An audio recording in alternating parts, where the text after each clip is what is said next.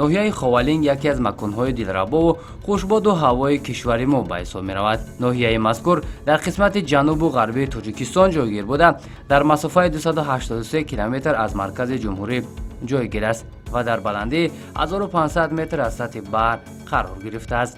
замони соҳибистиқлолии симои ноҳия ба куллӣ дигаргун шуда, даҳҳо инфраструктураи мухталиф қомат афрохтанд, ки дар ин миён шароити зисти зиндагонии сокинон беҳтар гардид. дар баробари зебову назарраво гардидани маркази ноҳия, ҳамзамон дар шаҳраку ҷамоатҳо созандагиву бунёдкорӣ дар сатҳи баланд бароҳ монда шудааст. баробари ворид шудан ба ин минтақа, табиати зебову ҳавои форамаш диққати дилхоҳ меҳмонону сайёҳонро ҷалб мекунад. муҳити Ховалинг барои тарбияи варзишгарони касбӣ хеле мувофиқ аст. аллакай замина барои рушди варзиш гузошта шудааст. ана ин шаҳраки варзишгарон дар ҷамоати Абулқосим лоҳитӣ ҷойгир аст. чӣ гунае ки мебинед, беҳтарин имкониятро барои сокинони минтақа ба миён овардааст, то онҳо ба варзишу тарбияи ҷисмонӣ рӯ биёранд. инфраструктураи мазкур дар як мавзӯи бисёр ҳам зебову мувофиқ сохта шуда, аз 2 майдончаи бозии футбол, корти теннис, 2 майдончаи волейбол, ҷой барои бозии шоҳмоду шашка ва ҳавзи шиноварӣ иборат аст. воқеан баробари ба миён омадани чунин имкониятҳо барои тарбияи насли наврас заминаи мустаҳкам гузошта мешавад.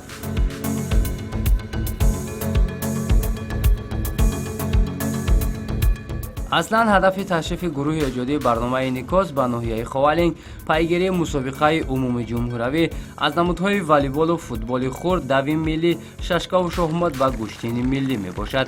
дар барномаи гузаштаи Никос мо аз ҷараёни баргузории гӯштини миллӣ дар ноҳияи Ховалинг шуморо ошно карда будем ва дар ин барнома аз мусобиқаҳои дигар мегӯем. шурӯъ мекунем аз рақобати шоҳмот ва шашка. дар ин намудҳо 16 даста аз ҳисоби хонандагони макотиби миёна ширкат намуда барои пирӯз гардидан талош намуданд.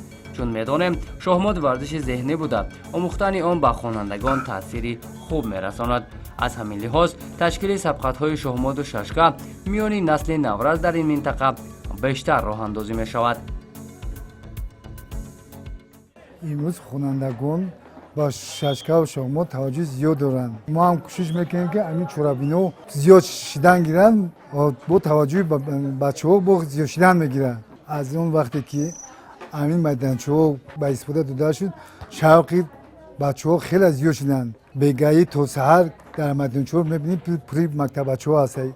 калонсолон ҳам иштирок мекунанд. чун иттилоъ гирифтем, дар миёни ин хонандагон иштирокчиёни ҷоми пешвои миллат оид ба шоҳмот низ бозӣ мекунанд. ҳамакунун доир кардани чунин мусобиқаҳо боз метавонад ба касбияти ин варзишгарон таъсири хуб расонад. як омили дигари рушди шоҳмоту шашка дар ноҳияи Ховалинг бунёди инфраструктураи зарурӣ ба ҳисоб меравад.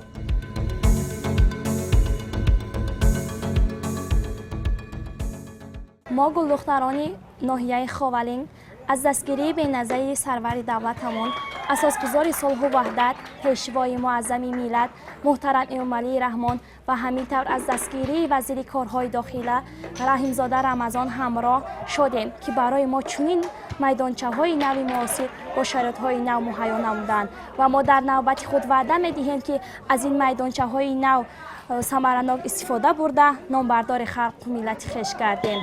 мо ҳозир дар ин мусобиқа аз рӯи бозии намуди шашка иштирок намудем.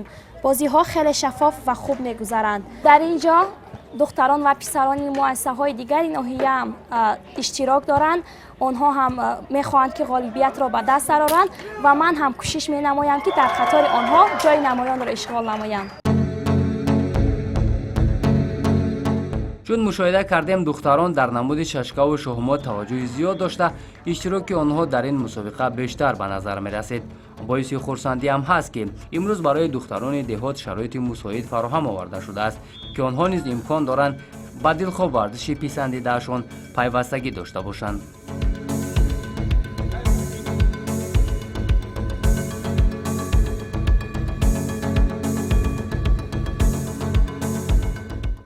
мо духтарон хушҳол аз он ҳастем, ки дар баробари писарон ба мо ҳам шароит фароҳам оварда шудааст, ки ба чунин бозиҳои варзишӣ машғул шавем ва ман худам асосан бозии шоҳмотро нағз мебинам ва тӯли 2 сол аст, ки ба ин бозӣ машғул ҳастам ва мехоҳам, ки ба امین بازی شاهمات در ناحیه ها و دیگر جایهای اشتراک نمایان و جایهای نمایان را اشغال کردم.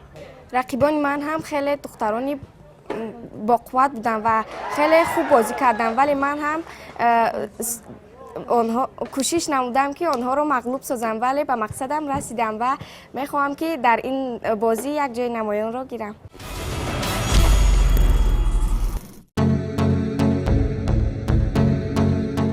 به محابا امروز بازی فوتبال در تاجیکستان پسندیده ترین ورزش دانسته شده، تمام قشر جامعه به آن پیوستگی دارند. همین است که مسئولین ورزش شهر و ناحیه ها مسابقه های مختلف را میان دوستداران فوتبال دایر میکنند. در دایره سلسله چورابین ها همزمان مسابقه فوتبال خرد میان خوانندگان مکاتب میانه ناحیه خوالینگ دایر شد. چون ما با آموزگاران و خوانندگان هم صحبت شدیم، آنها ابراز داشتند که تنها 2-3 سال اخیر که انفراساختار ضروری بنیاد یافت امکان به آنها دست داد تا عمومیت را در منطقه تامین نمایند.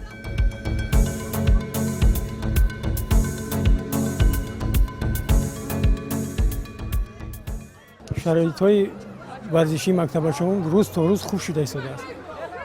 ببینید که در سالهای پیشین این گونه ورزشگاه‌ها نبودند. عموما امکانیتی نبود که ما از شلاق‌های دوردست به مرکز جماعت اومده بازی‌های ورزشی مکتبشون رو گذرونیم. دیگر کنید که دینا دسته مکتبشوی ما خب در 2 دسته غالب اومدن. امروز بازی نهایی آنها که ما مثال یک جا اشتراک داریم، تماشا داریم. نسبت به سالهای پیشین امروزها علاقه سطح صفتی بازی بچه‌وانی علاقه تغییر یافتن، روز تا روز بهتر شده است. امکانات‌ها هستند، کوشش میکنیم که در آینده جای نمایان شد. چون رقابت‌ها میان خوانندگان مکاتب میانه راه اندازی شده بود، از همین لحاظ تلاش برای کسب مقام‌های افتخاری و بلند برداشتن شرف مکتب خود بیشتر بود. نسبت به بازیگران دیگر مؤسسه‌ها، خوانندگان مکتب 4 جماعت ابوالقاسم لاهوتی و گیمنازیای ناحیه خوالینگ کسبیتشان بیشتر بوده، مدعی اساسی برای کسب مقام افتخاری به حساب می‌رفتند و میان آمدن انفراساختار ضروری را خوانندگان خیلی خوب درک نمودند. سالهای پیش در مرکز ناحیه و در جماعت دهاتی لاهوتی در تمام ناحیه این میدان‌های خود وجود نداشتند و ما در میدان‌های کلان که در نزد دهه‌ها و در نزد ناحیه‌های خودم بازی می‌کردیم و وقتی که میدان‌های خود پیدا شدند، جوانان توجه از جمله خرد و بزرگ توجه زیاد کردن به این میدانچه‌های ورزشی و همه وقت در اینجا آمده تمرین میکنن. این انفراساختوری که امروزها در ناحیه خوالینگ شده است، مخصوصا از ورزش و مخصوصا در این دهه مجمع ورزشی ساخته شده است که 2 تا میدانچه فوتبال، 2 تا میدانچه ورزشی والیبال، 1 تا میدانچه تنیس و جوی برگزاری مسابقه شاشکه شاهمات در اینجا ساخته به استفاده داده شده است که بسیار هم برای جلب نورسان و جوانان به ورزش مساعدت می‌نماید. یادآور می‌شویم که در دایره نقشه چورابین‌ها بخشیده به 30 سالگی استقلالیت دولتی نه تنها در ناحیه خوالینگ بلکه در تمام شهر و ناحیه‌ها چنین مکان‌های سالمگردانی بنیاد گردیده است که اقدام مذکور در برابر سالمی جامعه همزمان بر رشد نمودهای مختلف ورزش زمینه مساعد می‌گذارد. مخصوصا بعد از گذراندن چنین مسابقه ها امکان پیدا می شود که چهره های نو کشف گردند. ما خوانندگان مکتب رقم 4 دهات لاهوتی در مسابقه بین مکتب‌ها اشتراک کرده جای یکم را گرفتیم. ما خیلی خرسند هستیم که همین خیلی مسابقه ها میگذرد. سبب همین جای یکم در همین بود که ما خیلی به این بازی ها تیاری دیده بودیم و با هم دیگر فهمی خوب داشتیم، برای هم خیلی جای یکم را اشغال کردیم. برای برآمدن به مرحله نهایی خوانندگان گیمنازیای ناحیه خوالینگ با خوانندگان مکتب رقم 16 میدانداری نمودند. بازی هر دو دسته ها برابر جریان گرفت. دسته ها به دروازه همدیگر 4 گلی زده وقتی اساسی را مساوی به انجام رسانیدند. در سلسله ضربه های 11 متره خوانندگان گیمنازیای ناحیه برتری بیشتر نشان داده با مرحله فینالی راه یافتند، اما در بازی نهایی از بچه های جماعت ابوالقاسم لاهوتی شکست خوردند. برای در سطح ضروری و شفاف گذاشتن مسابقه از جانب شورای جمهوری دینامای وزارت کارهای داخلی داوران کسبی سفربر گردیده بودند که آنها جریان قوازمایی ها را نظارت می‌کردند. خلاص در این سلسله مسابقه ها از رشته فوتبال خرد مقام اول را خوانندگان مکتب 4 جماعت ابوالقاسم لاهوتی، جای دوم را گیمنازیای ناحیه و مقام سوم را خوانندگان مؤسسه تحصیلات میانه عمومی رقم 16 صاحب شدند. میگویند ورزش معرفگر ملت است. در همه دور و زمان دلخواه جمهوری که است توسط ورزش میشناسند. ورزش هم یکی از عامل‌های خوبی سالم گردانی می باشد که مخصوصاً برای تقویت دادن آن می توان که جوانان نیرومند را تربیت نمود و واقعا هم همین توانست هست که در این چنین تشکیل چنین مسابقه عموما می تواند در دریافت چهره‌های لیاقتمند صاحب استعداد زمینه مساعد فراهم آورد.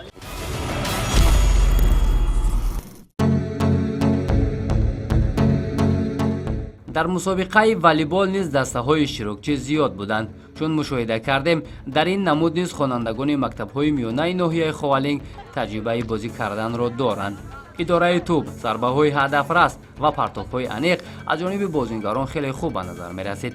یک عامل خوشحال کننده برای اشتراکچیان آن بود که نماینده فدراسیون والیبال کشور برای دریافت چهره‌های نو به این منطقه سفر نموده بود. وابسته به تشکیل شوی انمی چنین مسابقه ها باوری دارم که برای عمومیت گردانی هم برای بالا برداشتن سویت بازی ورزشگران هم بسیار یک تکون جدی میبخشد. ورزشگران که امروز برآمد میکنند در مسابقه ورزشی خوانندگان مکتب‌های میانه هستند و همچون زمینه برای رشد ورزش و رشد والیبال آینده تاجیکستان هستند. به همین خاطر از همین حاضر چهره‌های نوی که پیدا میشوند ما واگذار میکنیم و آینده در رویخط ما هستند که باید کدام ورزشگر در کدام منطقه سطح خوب یعنی جهت فیزیکی و هم جهت تکنیکی خوبتر هستند ما جدا میکنیم و آماده میکنیم برای مسابقه‌های که برای تمرین‌های دسته آینده برای تاجیکستان. اصلا در رشته والیبال ما در سطح بین المللی موفق نیستیم ولی اولویت آن در داخل کشور ششم رس است و اگر تشکیل چنین مسابقه ها بیشتر برآورده شود امید است که آینده والیبال بازان با تجربه به پایان میرسند. مکتب های میانه تکورسی اساسی برای رشد دلخواه نمود ورزش به حساب می رود. در صورت درست نقشه گذاری کردن امکان تربیت ورزشگران لیاقتمند به میان می آید.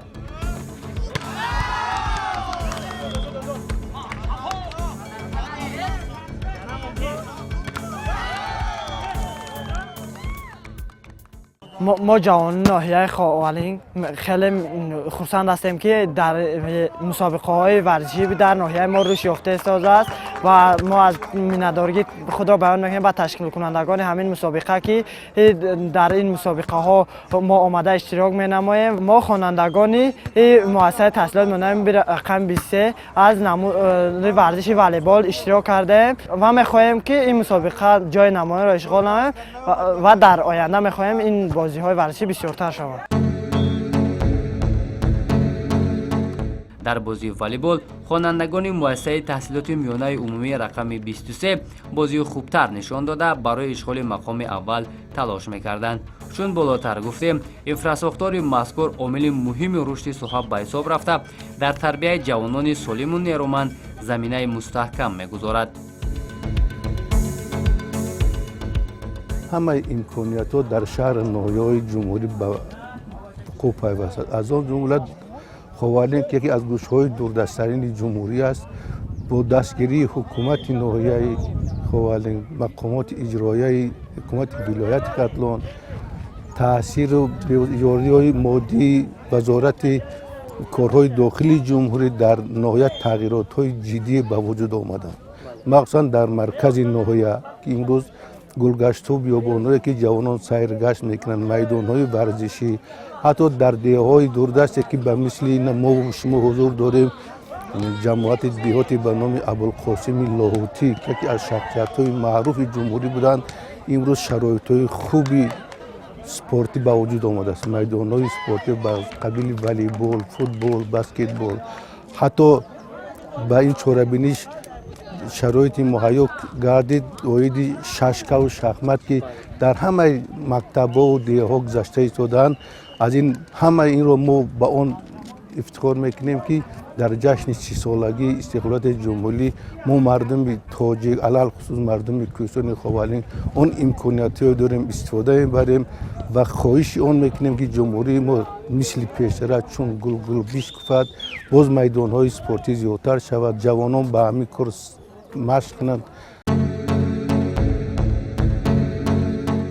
чун мо бо намояндагони варзиши ноҳияи ховалинг ҳам суҳбат шудем, онҳо иброз доштанд ки баъд аз мавриди баҳрабардорӣ қарор гирифтани инфраструктураи мазкур на танҳо сокинони ноҳия, балки дастпарварони мактаби варзишӣ низ аз он самаранок истифода мебаранд ва нисбат ба солҳои пешин ташкили чорабиниҳо бештар гардидааст.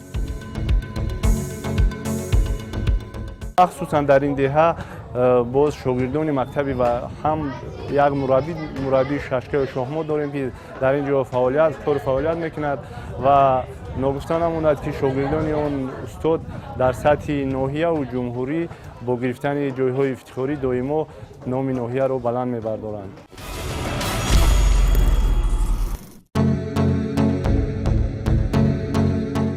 дар мулоқоти дирӯзаи худ бахшида ба рӯзи ҷавонон пешвои муаззами миллат муҳтарам эмомалӣ раҳмон таъкид намуданд ки ба хотири солимии ҷомеа ва ҷалби ҷавонон ба китобхониву илмомӯзӣ ва тарбияи онҳо дар роҳи ватандӯстӣ дар саросари кишвар маҳфилу чорабиниҳо ва озмуну мусобиқаҳои мухталиф доир карда шавад ва маҳз тавассути ҳамин иқдомҳо метавон ҷомеаи солимро бунёд кард. танҳо дар ҳамин силсила мусобиқаҳо зиёда аз 200 нафар ширкат доштанд ки албатта таъсири чорабинии мазкур ба хонандагон хеле муфид хоҳад буд. дар ҷанбаси мусобиқа аз ҷониби шӯрои ҷумҳуравӣ динамои вазорати корҳои дохилӣ ба ғолибон медалу ифтихорномаҳо ва тӯҳфаҳои гуногун супорида шуд. албатта қадришиносӣ кардани ғолибон бо тӯҳфаҳои арзишманд метавонад шавқу ҳаваси онҳоро нисбат ба варзиш бештар намояд. хонандагони мактаби рақами 4 ҷамоати абулқосим лоҳутӣ ки бештар дар ҳамин макони варзишӣ тамрин мекунанд тавонистанд зиёди мақомҳои ифтихориро соҳиб шаванд. хонандагони муассисаи рақами 23 ва 10 низ натиҷаҳои хубро нишон доданд. дар маҷмӯъ гуфтан мумкин аст ки дар ноҳияи ховалинг марҳила ба марҳила варзиш рушд намуда бо баргузории чунин мусобиқаҳо масъулин талош мекунанд ки чеҳраҳои навро пайдо намоянд.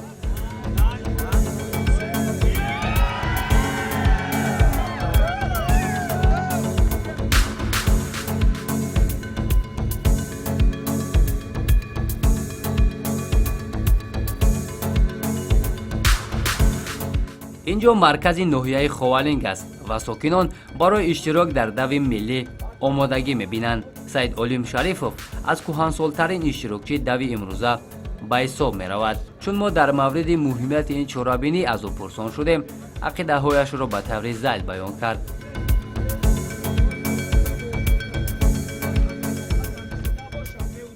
ман ҳар сол иштирок мекунам дар ин фаъолона, ҷоҳои намоёна мегирам, даъват мекунам ҷавононро, ҳамаи фарди мусулмоне ки дар ин кори хайр барои саломатии худ иштирок кунанд, саломатии худшонро барқарор кунанд. масофа барои ман масофа хурда, агар чӣ қадар бо дароз бошад то 30 километр ман метавонам ки будавам.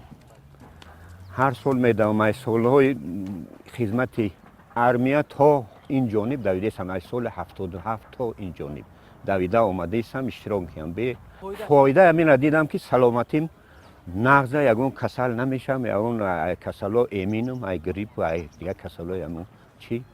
ман тавсия метавам ки одамое ки барои барқароршавии саломатишон кӯшиш мекунанд ҳатман бидаванд. иштироки тамоми қишри ҷомеа дар дави миллӣ ба назар мерасед, зеро мардум аллакай чӣ гуна манфиат доштани дави миллиро хуб медонанд. چخیل که ما میدونیم همساله در بپاراسی روز جوانان 3 مای در سراسر جمهوری روز 2 ملی برگزار میگردد که تمام ورزشکاران نوبسته از سن و سال جنسیت در این 2 ملی فعالانه اشتراک میکنند و این سال نیز خوشبختانه بخشیده و تجلیل 30 سالگی استقلالیت دولتی جمهوری تاجیکستان چخیل که شما میبینید در این ناحیه زیبا منظر خوالینگ این 2 ملی دایر گردیده است که تمام ساکنان اشتراکشون به نظر میرسد و این برای سلامتی به نهایت منفعتی خوب میرساند. ما امروز ساکنان ناحیه خوالینگ در اینجا همکس جمع شده برای 2 ملی آماده دیده ایستاده‌ایم. دو ورزش بوده، ورزش سبک بوده، به انسان سلامتی بهتر می‌آورد. نه تنها در 2 ملی بلکه در تمام ورزش‌ها جوانان را تکلیف می‌نمایم که در این معرکه‌های اشتراک نمایند. اشتراکچیان از مرکز ناحیه به دویدن شروع نموده طبق نقش نقطه نهایی برآمد جنوبی ناحیه انتخاب شده بود. واقعا برگزاری 2 ملی که همساله در عرفه روز جوانان صورت میگیرد بهترین امکانیت به حساب رفته در تربیت نسل نورس نقش موثر میگذارد. گرچند برگزاری 2 ملی در یک سال یک مرتبه به نقشه گرفته شده باشد هم ولی از جهت جلب عامه به طرز حیات سالم مساعدت فعال میکند. وقتی که انسان منتظم به مشق‌های جسمانی مخصوصا دویدن مشغول می شود تغییرات مثبت در بدن به میان آمده کار موشک‌ها بهتر می شود. چون مشاهده کردیم از نورسان سرکرده تا موی سفیدان 70-80 ساله به این معرکه شامل شده برای سالمی خود به دویدن می پیوندند.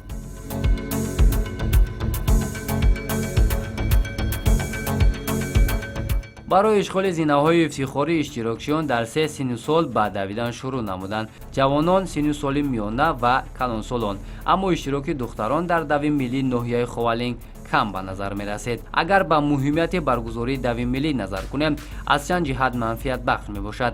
اولین درجه برای پیشگیری نمودن بیماری های گوناگون مساعدت نموده همزمان قابلیت جسمانی شخص را حفظ می کند. در همه سن و سال و از روی رجای معین با تربیت جسمانی مشغول شدن کفالت تن سالم و روحی بالیده انسان خواهد بود، زیرا تربیت جسمانی نظام مقرره ارگانیسم انسان را نگاه می دارد.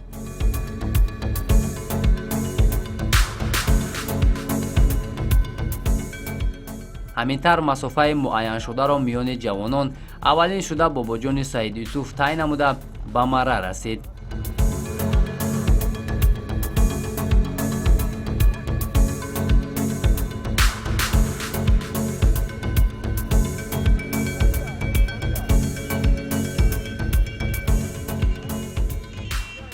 من همساله در شهر دوشنبه جای 2 ملی اشتراک میکردم. در 2 ملی جای دیگه اشتراک کرده بودم. این حال در خوالینگ 2 ملی شد اومدم جای یک روز سزاوار شدم.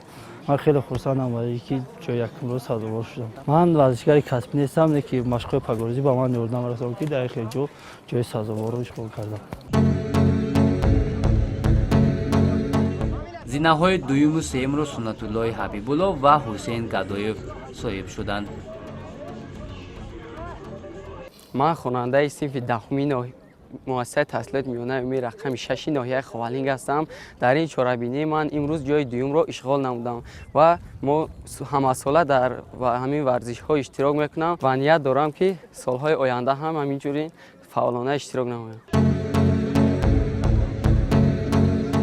در میان اشتراکچیان از 30 ساله بالا مقام اول را عبدالستار عمرов صاحب شد. سعید علیم شریفов باشد میان بزرگسالان زینه اول افتخاری را چون هر وقت به کسی نداد.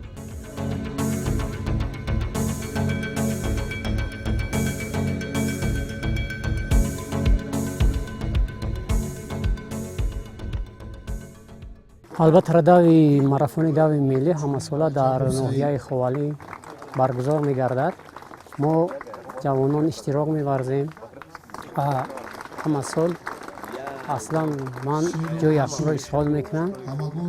2 ملی اصلا برای هر یک شخص برای منفعت هر یک شخص است. البته ورزش برای سلامتی است. دویدن با سلامتی انسان به نهایت فایده خوب دارد. تکلیف میکنم از تمام شهروندان جمهوری که همه روزه به ورزش دویدن مشغول شوند تا که سلامتی خود را از هر گونه بیماری ها حفظ نمایند و به واسطه مینداری خود را ба ташкилкунандагони мусобиқа алал хусус намояндаи ҳукумати ҷумҳурии тоҷикистон дар ноҳияи ховалинг вазири корҳои дохилии ҷумҳурии тоҷикистон муҳтарам раҳимзода рамазон амро ва мақомоти иҷроии маҳаллии ҳокимияти давлатии ноҳияи ховалинг барои ташкил намудани чунин чорабини бошкӯҳ миннатдории худро баён менамоям. дар ҷанбасти ин чорабинӣ солимгардони роҳбарияти ноҳияи ховалинг ширкат ва суханронӣ намуда ғолибонро табрик кард. ҳамин тавр ба нафароне ки зинаҳои ифтихориро соҳиб шуданд медалу ифтихорнома ва тӯҳфаҳои пулӣ супорида шуд ва ин охирин мусобиқае ба ҳисоб мерафт ки мо дар доираи силсила чорабиниҳои варзишӣ дар ноҳияи ховалинг сабт намудем. дар маҷмӯъ он имкониятҳои варзишие ки имрӯз дар ноҳия фароҳам оварда шудааст агар ба таври зарурӣ истифода шавад, пас дар солҳои наздик дар ин минтақа варзиш бештар рушд намуда чеҳраҳои нав кашф мегарданд.